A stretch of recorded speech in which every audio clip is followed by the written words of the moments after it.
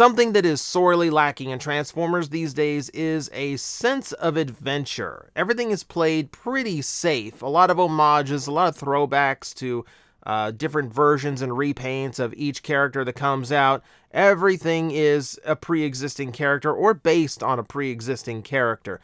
We're not getting what we used to get in like the mid-2000s, where Hasbro's willing to throw G1 homages onto completely new character toy molds, or just completely new characters that would, go on to be their own thing.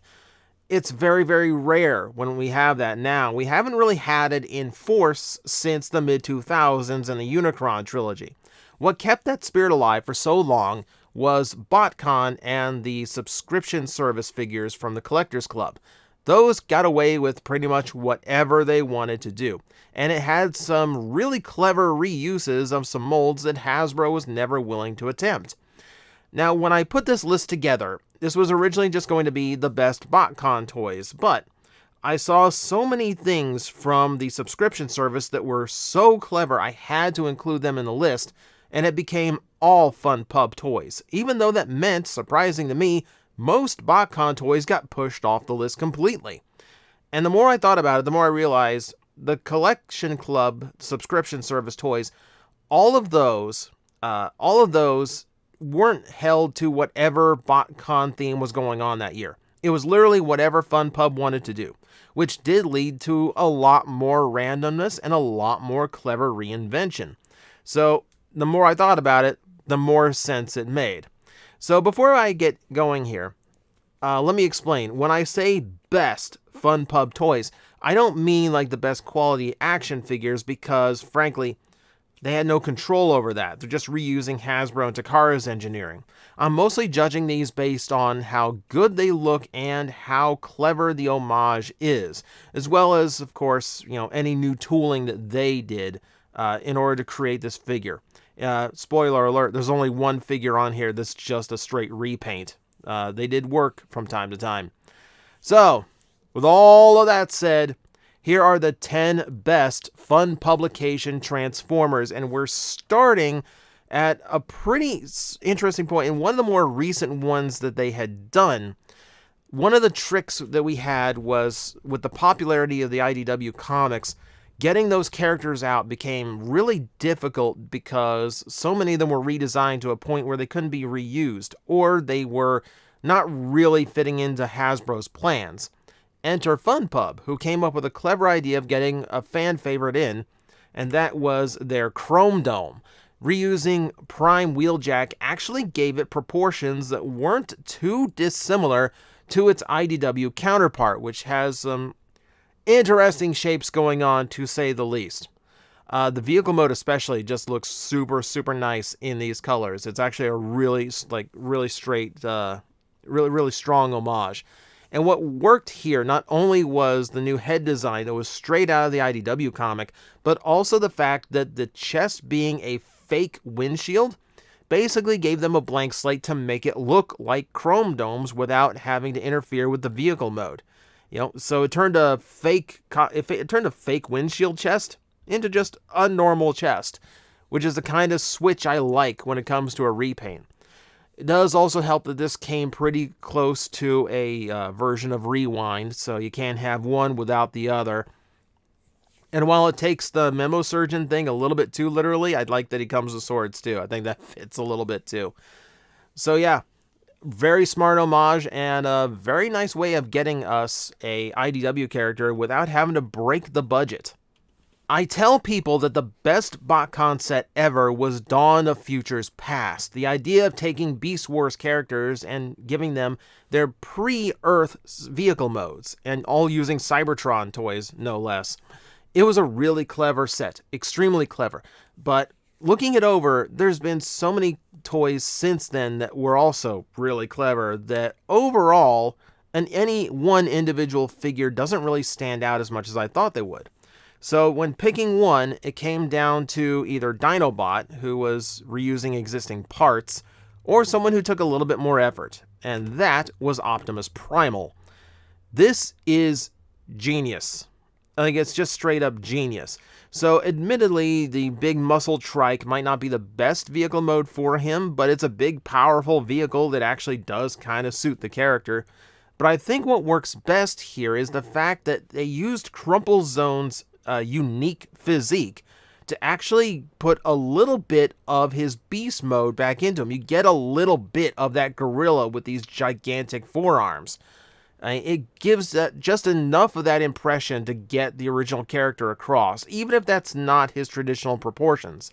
It also helps that the color scheme works really, really well on the mold also. Like I said, it was between this and Dinobot, but I feel like this took just a little bit more effort, and it was using a mold that was just a little bit more challenging. It wasn't an easy mold to reuse, but as Primal, it's kind of inspired.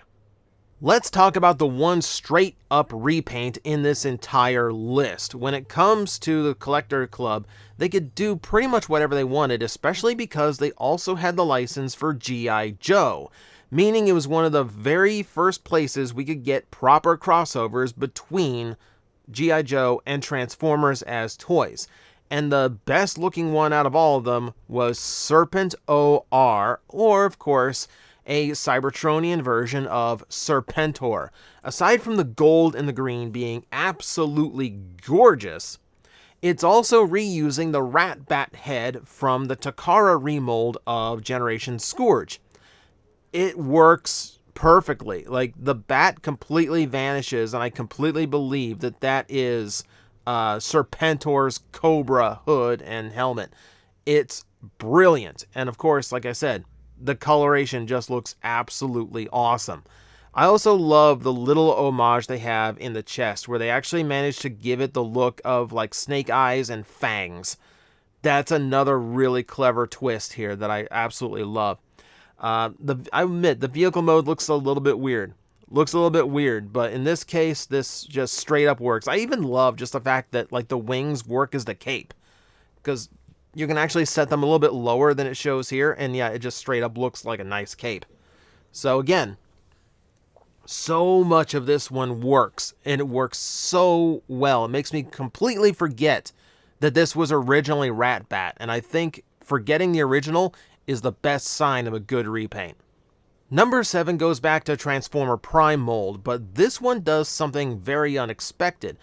I always said that Transformers Prime looked the way I wish the live-action movies looked. You know, less about all these, thousands of shrapnel pieces of car stuck onto a gray robot skeleton, and just more about enhancing the look of a classic Transformer, making it a lot sleeker in areas and sharper in others.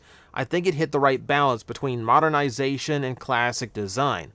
So when they came out with their own Barricade, based kind of more similar to the movie rather than the G1 take that was starting to become a thing, it went over so good. So it's using the smokescreen mold, and it does work as some high-speed cop car. But then you look at the robot mode, and there's just this really, really gorgeous blend of black and purple and silver. It's a really, really nice balance. Gets the Decepticon across very strongly. And yeah, it does have enough Barricade in there for me to still see him. It's just a brilliant job. Like, considering that Smokescreen is not a cop car to begin with, so it's not the most obvious choice, but it works. It works in really, really great ways. It's a gorgeous figure from top to bottom. This thing's like minimum $100 now, and I kind of wish I had one, but I will accept it for what it is. And when you even realize that the door wings are still exactly where Barricades are on his original toy, like, that is just icing on the cake. Like, yeah, brilliant job. I mean, sometimes simple is best, and this just works really well. Another huge advantage to what FunPub was doing was being able to draw inspiration from places that Hasbro just can't, because they're just way too obscure for anyone but the most hardcore fans to actually understand. So when they did their take on animated Cheetor, you've got to understand just how many homages are going in on this thing. So for starters, animated Blur, which was the original take on the mold, of course, was originally designed with inspiration from Transtech Cheetor. And the biggest place you see that is with the wheel feet. And the overall shape of the body actually does fit that design. So to take that mold and then remake it into Cheetor, which not only has some of the modern Transtech elements into it, especially with the different style on Cheetor's head, and then throw in the fact that it's using Beast Machine's colors for Cheetor, there's a lot going on here to make this toy like a thing. And I love all of it, by the way. Like, this works on so many levels, getting so many homages in, and it's a rare time when you can take a Beast Wars figure, take it into a vehicle mode, and it just absolutely works. And like, I'm not like upset that he's not a beast. Like, this, I perfectly believe, is a Cybertronian version of Cheetor, an animated version of Cheetor. You know, back when, you know, at the time, because remember, in animated, they didn't have flying vehicles for Autobots. Autobots didn't fly. And they didn't have beast modes. They were, like, beast modes were like mutations in that series. So the fact that we actually got this is really, really cool. And like I said, it's drawing from so many places that only the most hardcore fans get, that it really does stand really, really unique amongst Transformer toys. So, hey, one Transtech toy exists. Go get it. If we're going to talk clever reuses, then we have to give the devil his due and actually give credit to Hasbro for a really clever mold for them to base this one on. Universe 2 brought us a brand new Sunstreaker for the first time since G1.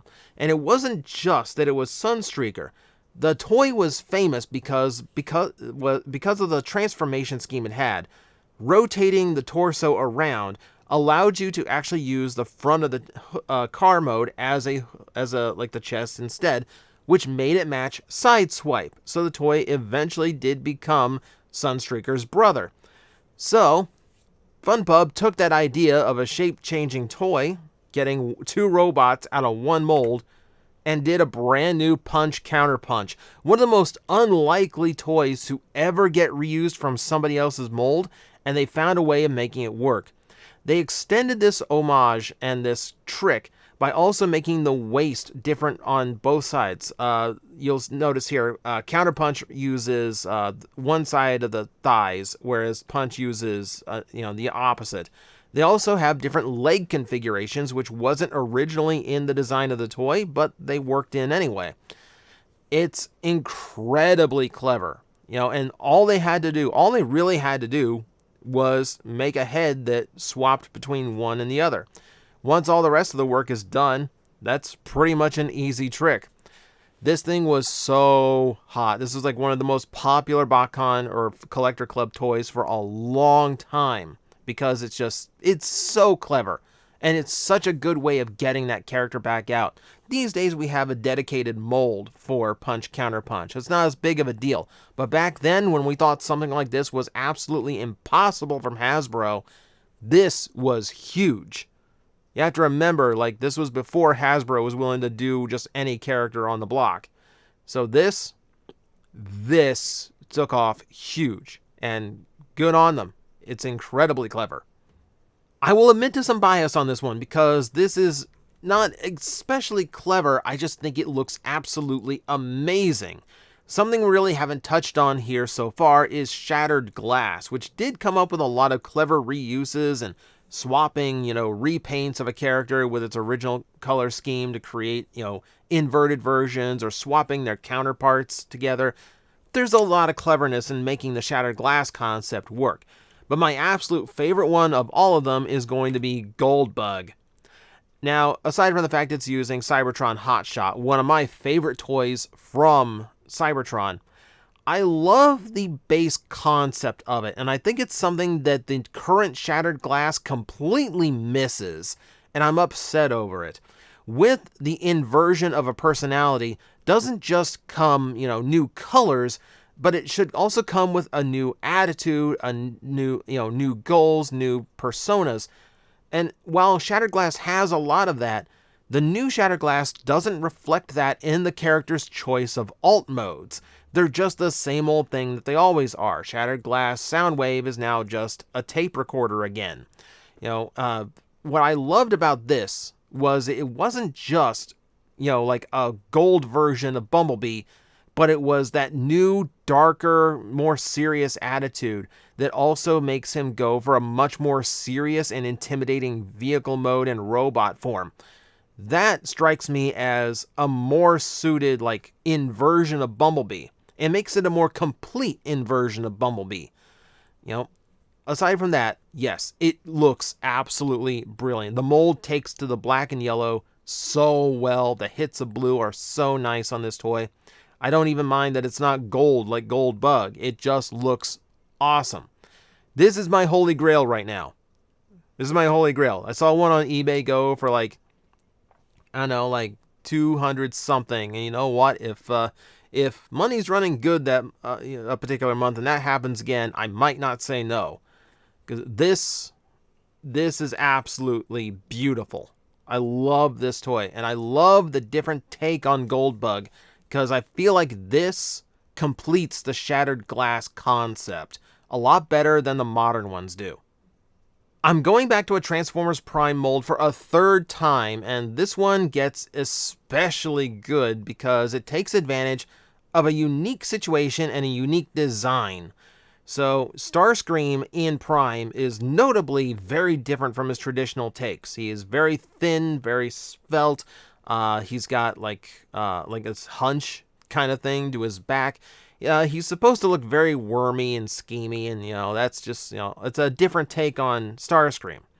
But FunPub decided to use that to create their own version of Slipstream. So for the first time, we had actually gotten a Slipstream toy, and it was using a mold that actually worked very well in creating a feminine look. Right down to the fact that it kind of had high heels because of the way that Starscream was engineered. Also, like, you can just like stand her straight up, by the way, and take that hunch out, and she looks even better. So aside from the fact that the teal and the purple just work really well with the black and the silver, the new head sculpt looked really, really good. It fit in with Prime, but there's still a little bit of her original animated look in there. It's a brilliant mix of just everything that was really strong in Transformer design at the time. And again, like I said, to use the one time Starscream ever had this like skinny, scrawny robot mode and use that to make the one feminine Seeker that we had at the time, really good. Just really, really good toy work. Really good, really clever. Love this toy. Still have this toy. Not getting rid of this toy. This one is just spot on. And I'm waiting for a proper Slipstream toy that is just her. And it's not just a Starscream retool. It's not that it's like it actually takes her uniqueness into account and it is her own toy. Haven't seen it yet. For a long I'm willing to bet this is going to be the best one we have for quite a while. Sometimes it's the most obvious homage that is the best one, and when it's doing a character that had never been done before, even better. Alpha Trion has been a thing in Transformers fiction for almost as long as the fiction has existed, but the fact that he has had so few toys is kind of shocking. Even now, we're only now getting a Generations Classics style Alpha Trion in the modern toy line, and even it is just a remold of a sweep. So it's not the most unique of things, but it is the best looking Alpha Trion toy we've ever had among the very few that we've had. But when BotCon did their own, it was outstanding. It was fantastic to finally see the character realized. It's using Cybertron Vector Prime, which, okay, you're switching one ancient Autobot for another ancient Autobot. Okay, I get it. That's fair enough. And the sculpt does lend itself to that ancient look. Aside from being simple to transform as an older Transformer would be, there is a lot, you have all the ancient runes and gears that are sculpted into this toy. It looks like he's just like this ancient being. Then you throw in the fact that the spaceship mode works for Alpha Trion because he never had an Earth mode. His solar panels from the vehicle mode as wings work perfectly, or as a cape works perfectly for Alpha Trion. and then a really nice head sculpt to fit into all of that too. Considering they were limited in space because the head is kind of tight to where it goes in the vehicle mode, I think they did a really nice job on the head too. So, like I said, it's a very obvious repaint. You know, it's a very obvious retool to take one ancient Autobot and turn it into another ancient Autobot. But in this case, it just worked so well. And for a long time, this was the go-to Alpha Trion. Even when he got his own in Titan's Return, I think this was still the de facto Alpha Trion toy. It's about to be usurped, but it had a long run at the top.